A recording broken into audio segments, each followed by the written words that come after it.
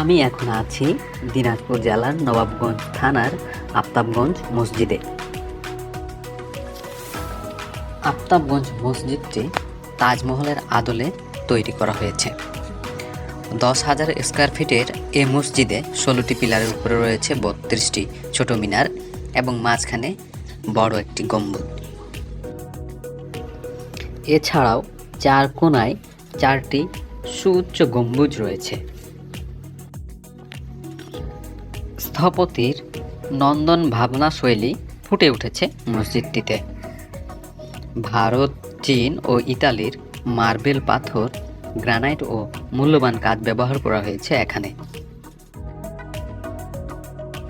দিনের সূর্যের আলোয় এবং রাতের চাঁদের জ্যোৎস্নায় মসজিদটি ঝলমল করতে থাকে।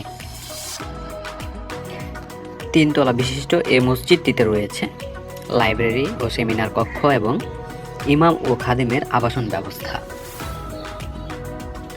সুন্দর নির্মাণ শৈলী ও শিল্প কারুকার্য উপভোগ করতে অনেক দর্শনার্থী ও ধর্মপ্রাণ মুসল্লিগণ এ মসজিদটিতে ভিড় জমিয়ে থাকেন।